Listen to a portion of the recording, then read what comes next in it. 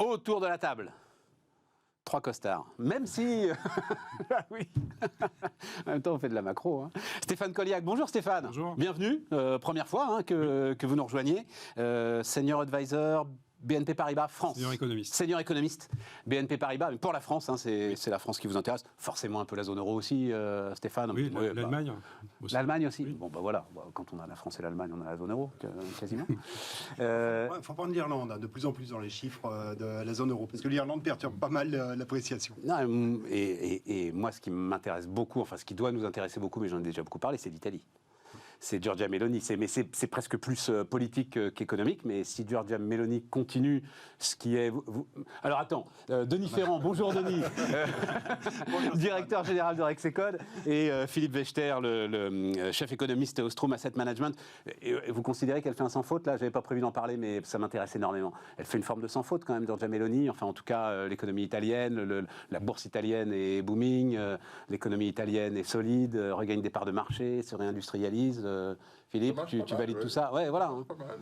Bon, mon idée, c'est que si ça continue encore pendant 2 ans, la discussion autour de Marine Le Pen va être différente. Ah oui, mais le problème, c'est qu'elle n'est pas Marine Le Pen. Non, mais Marine Le Pen pourra dire. Tu comprends? Tout l'électorat de Macron, c'est-à-dire qui est un électorat senior, hein, massivement senior, parce que fondamentalement, ils sont inquiets des dérapages éventuels de Marine Le Pen, pourra dire, mais regardez, il n'y a aucune raison d'être inquiet, regardez ce qui se passe. Oui, mais la différence, c'est que Giorgia Meloni est européenne, pas Marine Le Pen. Ah non, c'est une vraie fraîchement différence. convertie, hein. Non mais elle a encore l'eau du bénitier qui lui coule du nez. Ce qui compte, c'est ce qu'elle fait. Et ce qu'elle reçoit de l'Europe aussi. Oui. Parce qu'il y a quand même Elle le fait pour le recevoir. Oui, le rôle quand même. Non, elle ne le fait pas. Elle est européenne depuis le début, hein, malgré tout. Ah oui? Oui. D'accord. Ça m'avait échappé. C'est pas une conversion soudaine, arrivée au pouvoir, il y a 250 milliards qui doivent débarquer. Non, ça a pu aider après dans l'application de la politique économique, mais elle l'est depuis le début. Elle est plutôt européenne.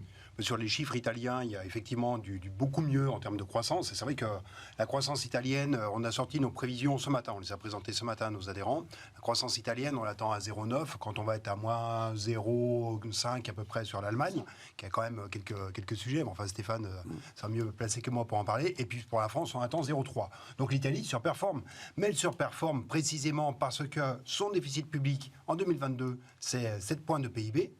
Et c'est le pays dans lequel, en 2022 et en 2021, le déficit public c'est le moins réduit. C'est aussi un pays qui surperforme parce qu'il y a notamment un dispositif incitatif à l'investissement en construction qui est extrêmement avantageux. Et quand tu décomposes la croissance italienne, c'est principalement de l'investissement en construction. Donc, est-ce que tu prépares une économie compétitive uniquement avec de l'investissement en construction? Peut-être. Ça reste à... Oui, mais attends, est-ce qu'ils font comme nous de l'investissement en construction à fond perdu depuis 1984 ? Ils le font depuis quelques années. Ils le font depuis quelques années. Oui, bon, mais il y a aussi 250 milliards quand même qui débarquent d'Europe. Avec ça, c'était super intéressant. Mais on va pas parler pendant 1 heure de l'Italie, mais j'avais vu ça en regardant de près le sujet. Un problème de ressources, un problème de compétences au sein des collectivités locales pour utiliser l'argent. En fait, il y a trop d'argent par rapport à ce que les collectivités locales sont capables d'en faire et par rapport aux compétences exigées par la Commission européenne pour envoyer les fonds. Pour les déployer. Ouais. Et donc l'idée, on envoie, j'en sais rien, des fonds à Florence, vous en faites ce que vous voulez, c'est pas du tout comme ça que ça se passe. Je veux des projets précis, et je veux des projets précis montés par des gars. C'est pour ça que pour l'instant, ils n'ont pas l'argent. C'est pour ça qu'elle arrive au compte-gouttes. D'accord. Ouais. Et c'est identifié comme ça, c'est quand même super intéressant. Un mot là-dessus, Stéphane ? Oui, c'est naturel d'avoir une surperformance quand on a autant d'argent qui peut venir. Ouais. Et donc l'Italie surperforme. On a aussi dans le même temps une BCE qui est très différente d'il y a 10 ans. Donc on sait qu'on n'a pas de crise de la zone euro, on n'a pas de risque fort d'écartement des spreads. Donc on n'a pas eu la crise de confiance au moment où elle est arrivée. Et ça aide aussi la suite. Ouais, tout à fait. Bon, cela dit, d'une manière générale, si on regarde sur une période un peu longue, on se réjouit que l'Italie aille mieux aujourd'hui, mais ça fait 15 ans qu'elle ne va pas bien. Donc le retard accumulé est quand même très important par rapport aux autres grands pays de la zone euro. Ah, et nous, tu nous mets dans les grands pays de la zone euro là-dessus? Ah bah on J'ai pas l'impression qu'on est aille mieux beaucoup lotis historiquement que moins bien en l'Italie. termes d'industrialisation, Mais par exemple. Hein, la désindustrialisation était beaucoup plus violente chez nous qu'en Et Italie. le point que tu as évoqué sur les regains de part de marché, c'est quelque chose qui, dans le cas de l'Italie, est manifeste depuis maintenant une dizaine d'années. C'est vrai que l'Italie a souffert au même moment que nous, c'est-à-dire toute la période, toute la décennie 2000. C'est vraiment, tu as deux économies jumelles du point de vue de la compétitivité extérieure, c'est la France et c'est l'Italie. Depuis le début des années 2010, les jumeaux se sont un peu séparés. Divergés. On a divergé plutôt. Alors, je ne sais pas d'ailleurs si Sybille en régie va pouvoir nous retrouver, parce que parfois elle fait des miracles. Le fameux slide Rexecode que j'envoie très régulièrement sur les parts de marché au sein de la zone euro, parce que c'est ça qui est intéressant. Et tu vois bien que c'est nous l'homme malade, hein, très très clairement. Il y a une autre question. Voilà. Bon, puisqu'on parlait BCE, inflation, récession, je vous disais tout est dans le titre. Donc on a une nouvelle réunion demain, on en connaît déjà le résultat. Est-ce qu'on se retrouve quand même devant... regarde ça, c'est pas formidable. Bravo Sybille. Mais c'est pas formidable. Et voilà, nous on est... Voilà, la divergence, elle est quand même... Elle est là, quoi. Donc... Est-ce qu'on n'est pas en train de nous fabriquer la bien belle récession dont on parle ensemble depuis une petite année, là, hein, quand même. On rentre dedans, là? Alors, je ne veux pas faire de l'argument pro-domo, mais bon, je reprends le titre que l'on a donné à nos prévisions que l'on a présentées. Donc, ça s'appelle « L'inflation et son antidote ». L'antidote de l'inflation, c'est le passage par la contraction de la demande interne. Et donc, c'est exactement ce que l'on est en train de connaître, c'est-à-dire que la dépense des ménages a commencé à se contracter, notamment, on le voit en particulier en France avec le recul de la consommation, mais surtout de l'investissement en logement. Donc, on a vraiment ce poste de la demande interne qui se contracte. Et petit à petit, cette contraction de la demande interne, elle est en train de se translater vers les entreprises. Tout ça parce que la réponse que l'on a mise face à l'inflation, qui est la réponse en termes de taux d'intérêt, vient jouer sur cet effet de discipline sur la demande interne. Mais ce faisant, c'est son antidote parce que c'est aussi le moyen que l'on a de voir ralentir le rythme de la hausse des prix. Et ça n'est pas qu'aux États-Unis qu'on a un ralentissement, qu'on a une baisse de l'inflation. C'est aussi de manière désormais assez patent en zone euro. On va avoir bientôt la confirmation du chiffre de l'investissement. Le sujet, Denis, le truc qui est passionnant d'ailleurs, autour duquel on tourne depuis un an. Si le patron de Panzani annonce qu'effectivement il va baisser le prix des pâtes, c'est juste parce que le prix du blé s'est effondré. Oui. Le prix du blé s'est pas effondré du fait de la politique monétaire. Exactement, mais il faut 9 Donc, mois. on n'aurait pas eu cette récession, les effets sur l'inflation auraient peut-être été exactement les mêmes. Oui, mais sauf que l'inflation, entre-temps, elle a changé de nature. C'est-à-dire que tu es passé d'une inflation qui était très circonstancielle à l'origine, avec des déséquilibres fondamentaux de marché, avec des situations d'offres et de demande totalement déséquilibrées, à une inflation qui est plus fondamentale, c'est-à-dire qui est désormais beaucoup plus tirée par les revenus primaires, l'évolution des coûts, l'évolution des marges également, qui contribuent à l'évolution des prix. Et c'est précisément parce que cette inflation, je suis d'accord, remonter les taux parce que tu as de l'inflation qui vient du prix du blé, ça n'a pas de sens.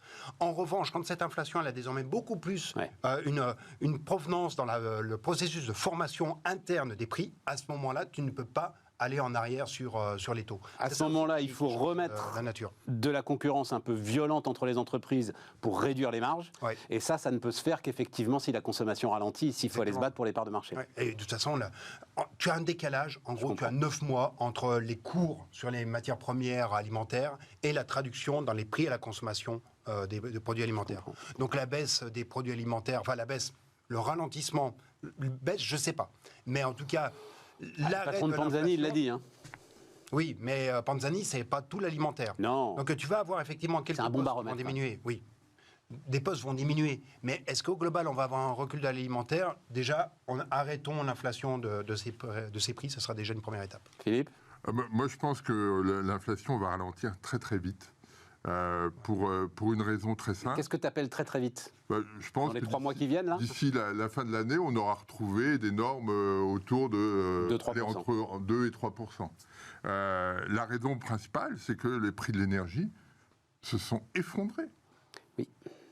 À ceci près que, et ça on l'a découvert avec la hausse, c'est que les contrats de long terme, ils sont signés.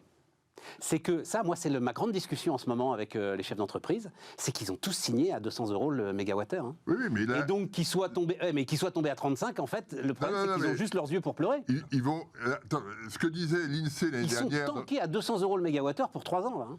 Pas forcément pour 3 ans. Ce que disait l'INSEE l'année dernière, c'est que les 2/3 des entreprises, à l'automne, révisent leur contrat d'énergie. Ça veut dire que l'année dernière, les prix ont été très élevés. Là, on va se caler sur des prix beaucoup plus bas, avec une incertitude beaucoup plus réduite sur la dynamique du marché de l'énergie. L'année dernière, on s'inquiétait de savoir comment on allait passer l'hiver, parce que EDF était incapable de produire autant qu'on le souhaitait, etc. Aujourd'hui, cette question on a une réponse claire là-dessus. On fait beaucoup de renouvelables. Et donc, le risque d'une crise énergétique pour l'hiver prochain est quasi nul. On est d'accord, donc, Philippe, mais les contrats qui vont être signés à l'automne vont être beaucoup plus bas. Non. Enfin, il y en aura peu. Ou il y en aura peut-être plus que ça. Ouais. On verra, mais je t'assure, ça c'est vraiment alors une discussion que j'ai très régulièrement, pour des raisons diverses et variées. Ils se sont fait tous très très peur, hein, très clairement, ils se sont fait tous très très peur. Donc, garantie d'approvisionnement, et pour avoir, dans les périodes où ils ont re-signé ces garanties d'approvisionnement, fallait des contrats de long terme, fallait des PPA qui étaient, eux, alors sans doute pas à 200-300 € le mégawattheure, mais au moins à 80-90 € le mégawattheure. Et ça, tu vas pas les casser comme ça, ces contrats-là. Donc, je reste là-dessus très prudent, moi. Mais je prends ton point, hein, mais je reste très prudent. Non, mais ça veut dire aussi que les marges des entreprises, malgré tout, moi je pense que les marges des entreprises vont bénéficier de cette situation. Et à ce moment-là, il y aura une capacité à jouer la concurrence sur les prix. C'est-à-dire que quand les prix augmentent, on a beaucoup d'incertitudes et on a tendance à se caler sur l'incertitude dans laquelle on évolue. Quand cette incertitude diminue, eh bien, on peut relancer la concurrence sur les prix. Et à ce moment-là, moi, je pense que dans l'alimentaire, on aura des baisses de prix, oui. Et je pense que l'indice des prix alimentaires, moi, je suis très... il y avait un papier dans le Financial Times il y a 2 semaines, je crois, sur le prix du beurre. Et le prix du beurre en Allemagne est revenu au niveau d'avant-crise. Pas en France, pas en Italie, mais c'est un élément que je trouve intéressant. Stéphane ? En France, on a une rigidité qui est la négociation annuelle. Donc il y a une partie des prix qui s'ajuste au printemps. Donc ceux qui ne s'ajustent pas avec la grande distribution... Elle a explosé, cette négociation annuelle. Je ne dirais pas ça quand même. Il va y avoir une revoyure, mais est-ce que les prix vont vraiment baisser ? On a quand même, on peut le dire d'un mot d'ailleurs, il faut se le dire, on a un ministère de l'économie qui te pond quand même des lois de modernisation économique, Egalim, machin, etc. et tout, et qui a une capacité à s'asseoir dessus. Ouais. Dès qu'il y a un problème, enfin, il faut quand même de temps en temps se mettre dans la peau des grands distributeurs, c'est quand même assez surréaliste. Hein. C'est-à-dire les gars ont toujours tort, ça ils le savaient, mais à ce point-là, c'est quand même très spectaculaire. Vas-y, continue, Stéphane. Non, mais il reste que la baisse, je pense, sera en partie retardée. Du fait des négociations. Oui, il y a un élément qui peut le retarder aussi, c'est si on a une sécheresse, et c'est bien parti pour, puisqu'on a vu qu'après la sécheresse de l'été dernier, on a la hausse du prix du lait et la hausse du prix de l'eau qui ont un impact sur les autres matières, puisqu'il faut de l'eau pour arroser quand même pas mal de choses. Donc il y a des raisons d'avoir un peu de surcroît d'inflation à court terme quand même, pour ces raisons-là. Ensuite, ce qu'on peut renégocier à court terme, pourquoi pas, hein. Les marques du distributeur, il n'y a pas de négociation annuelle, hein. Ça se passe au fil de l'eau. Tout à fait. Et c'est aujourd'hui 40% de la conso dans la grande distribution. Hein. Exactement. Pour ce qui est des marques en tant que telles, ça attendra peut-être un peu. Ça nous fait une moyenne pondérée de tout ça, où on va avoir de la désinflation qui va s'accélérer à court terme. Après, je ne pense pas que ça on ira tout de suite à 2-3 en fin d'année, mais on ira peut-être au terme du printemps. Et il y a peut-être un élément sur lequel j'ai envie de revenir, si vous le permettez. Vas-y. Sur le marché du travail. Parce que pour moi, la récession n'est pas un phénomène certain en deuxième semestre, notamment pour cette raison-là. Parce qu'on a toujours beaucoup de création d'emplois. Elle restant certes pas toujours productive, parce qu'une partie de ces créations d'emplois, c'est aussi l'adaptation au changement climatique. Alors, au-delà de la rénovation que ça implique, après coup, ça ne fait pas augmenter la production. Ça permet de ne pas déprécier les actifs tels qu'ils se seraient dépréciés si on ne les avait pas rénovés. Donc, c'est conserver la valeur de ces actifs. Donc, ça a quand même une valeur importante. Et ça soutient l'activité, ça soutient l'emploi, ça se voit au travers de l'emploi. Et ça, c'est un élément positif. Les salaires sont en progression plus rapide aussi cette année. Donc, quand on fait le mix de la démographie sur le marché du travail, où on a beaucoup de création d'emplois, plus les augmentations de salaire, une récession, une année où les salaires augmentent de 5%, bon, c'est assez rare. Donc, une récession, quand on n'a pas de destruction d'emplois, c'est assez rare aussi. Oui, mais un taux d'activité jamais vu depuis 1975 sur une croissance atone, c'est assez rare aussi. Et pourtant, on est dedans. Hein, mais donc, on n'avait pas voilà. de stats avant 1975. Donc ça aide aussi. Ouais, enfin ça me va bien, moi, comme visibilité quand même depuis 75. J'avais 10 ans. C'est le plus bel âge de la vie, il paraît. Sur l'emploi, c'est vraiment, de toute façon, c'est le domaine... On en a tellement parlé, Denis. Voilà, et puis on a tout dit, je pense. De prévision, mais le point quand même qui me frappe, c'est que l'année dernière, on fait 3,4% de création nette d'emplois en moyenne annuelle 2022 par rapport à 2021. Qu'est-ce que fait la conso? Qu'est-ce que fait l'investissement des ménages? La demande des ménages jusqu'à présent, ça fait rien. Pourquoi? Parce que c'est parti principalement en épargne additionnelle. Le taux d'épargne des ménages actuellement en France, il est à 18,3% au premier trimestre. C'est 3 points au-dessus de ce que l'on avait en 2019. En fait, on a été... C'est le niveau du Covid, ça? Non, on est monté au-dessus de 20. On est monté beaucoup plus haut, mais... C'est quoi? C'est parce qu'ils achètent plus de logements? C'est lié au ralentissement de l'immobilier? Non, parce que le logement, ça vient après le taux d'épargne. C'est-à-dire que le taux d'épargne, c'est l'écart entre conso et revenus. Et ton investissement logement, il va venir après l'épargne. Donc, c'est vraiment l'arbitrage que tu effectues. En fait, face à l'inflation, tu as eu un comportement de fuite d'une certaine manière. Les ménages voient que la valeur de leur patrimoine, en fait, s'érode très fortement. Et donc, le patrimoine, c'est du pouvoir d'achat futur. Et de facto, ce qu'ils ont fait, c'est renforcer leur effort d'épargne pour maintenir le niveau de leur patrimoine réel. Et puis, une inquiétude quand même assez forte. Est-ce que c'est le moment véritablement de dépenser? C'est très surprenant parce qu'en général, on se dit, face à l'inflation, tu as une accélération de la dépense. Tu vas acheter aujourd'hui plutôt que d'acheter demain, ce qui va te coûter plus cher. C'est pas ce qu'on a vu dans les années 70. Dans les années 70, le taux d'épargne... point du taux d'épargne, c'est exactement les années 70. Quand on a eu de l'inflation. On n'a pas eu d'inflation depuis le début des années 80 quand même. Ouais. Et effectivement, de 95 à 2020, le taux d'épargne est stable. Ouais. Mais parce que cet arbitrage-là ne joue pas. Mais dans les années 75... 20 points dans les années 70. Oui, dans les années 70, au moment où l'inflation accélère, le taux d'épargne augmente de façon spectaculaire. Et là, on a une réplique de ce qui s'est passé à l'époque. Sachant que, on comprend tous la logique, j'ai 100 d'épargne placée, on va dire, mise de côté, j'ai la perception que j'en perds 6 avec l'inflation, et donc je veux reconstituer mes 100, et donc j'en rajoute 6. Ouais. Voilà. Et surtout, je suis dans un contexte que je ne maîtrise pas, qui est un contexte de forte incertitude. Ouais. Parce que c'est cette dimension-là. Qu'est-ce qui va se passer si l'inflation reste durablement très élevée ? Et la question qui d'ailleurs vaut pour les ménages, elle va se déplacer désormais pour les entreprises. Parce que ce qui est en train de se passer, c'est qu'on a eu jusqu'à présent, les entreprises n'ont eu aucun problème. Elles avaient la trésor qui était là. Quand tu regardes la valeur des actifs financiers très liquide des entreprises, elle est restée à un niveau très élevé jusqu'au début 2022. Là, elle est en train de s'éroder en termes réels. Et donc, on commence à passer dans le moment où les entreprises vont reconsidérer leurs arbitrages entre maintenir des niveaux de dépenses élevés, de l'investissement, du stock, de l'emploi, ou alors jouer plutôt une trésorerie. Jusqu'à présent, elles pouvaient faire les deux. Elles préservaient leur trésorerie tout en faisant de la dépense. Là, elles vont commencer désormais à arbitrer et je ne serais pas surpris qu'elles adoptent un peu le même type de comportement que celui des ménages, à savoir plutôt un comportement de retrait. Sauf que la trésor pour une entreprise, ça lui brûle les doigts parce que tu as quand même encore aujourd'hui 6% d'inflation, quoi. Oui, mais par contre, tu as vraiment des... Le directeur financier, il se fait engueuler au board si jamais il garde la trésorerie qui s'érode à 6%. Par rapport à l'emploi, le secteur dans lequel tu as la plus forte dégradation des opinions sur la trésorerie, c'est le secteur des services marchands. En gros, le pourvoyeur des plus gros bataillons de création nette d'emplois. C'est vraiment dans ces secteurs-là que désormais, tu vois des trésoreries attaquées, là où habituellement, les secteurs qui ont des problèmes de trésorerie, c'est les secteurs qui vont être très consommateurs de matières premières, c'est l'industrie. Non, là, cette fois-ci, c'est en train de se déporter sur les secteurs créateurs d'emplois. Bon, on a un peu tout dit, donc ça veut dire qu'en fait, on reste dans une forme de brouillard. Moi, je vous écoute tous les deux, j'ai deux avis contraires, j'aime beaucoup ça, c'est formidable. Pourtant, c'est le débat que je tolère, ça, en fait. Tu vois, c'est pas le débat pour ou contre l'économie de marché, voilà, c'est le vrai bon débat. Y aura-t-il de l'inflation à Noël? Voilà. Non, mais moi, je note, Philippe. Je suis persuadé qu'on est sur un truc que Dan Bush avait évoqué au moment de la crise de la dette mexicaine.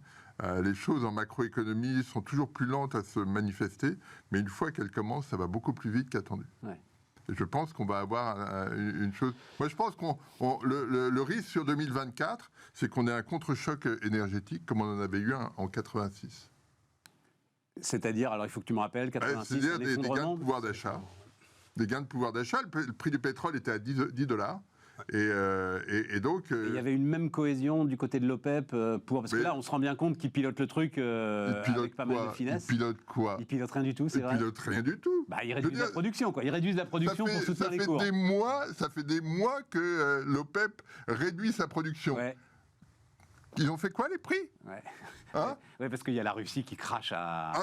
continue. Il y a toujours une raison. Il y a toujours une raison. Il y a toujours, dans l'OPEP, il y a toujours un producteur qui a intérêt à produire un tout petit peu plus pour améliorer ses revenus. Parce que les pays membres de l'OPEP ont tous des revenus qui dépendent uniquement du pétrole. Et donc, quand on réduit, quand on veut...